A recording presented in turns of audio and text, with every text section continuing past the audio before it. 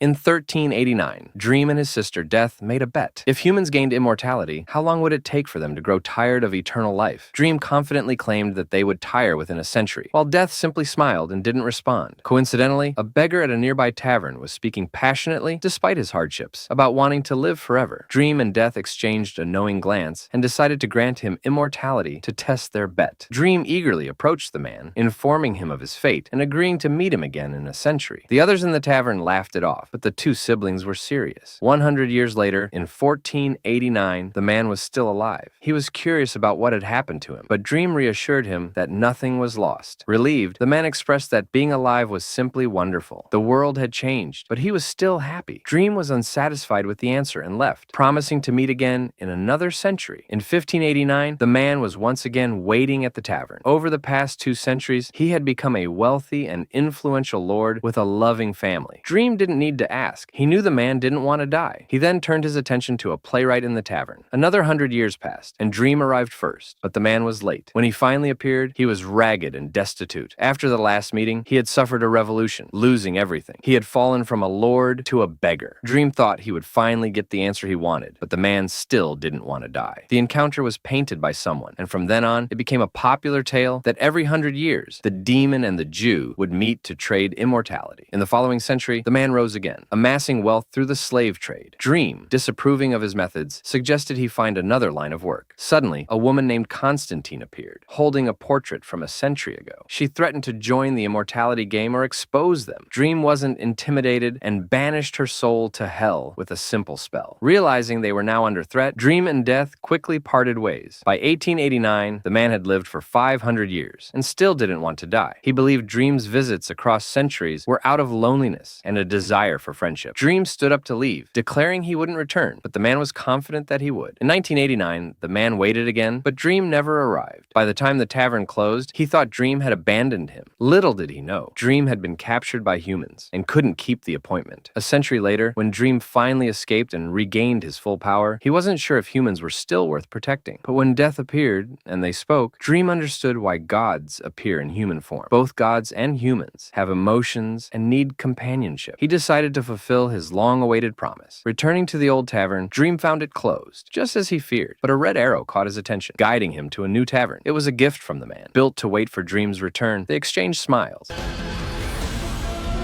You're late. Seems that everyone appoints you. I've always had it been polite to keep one's friends with. Both seeing mutual understanding in each other's eyes. Meanwhile, Dream's plan to escape his own desires had failed, but he now had a new idea.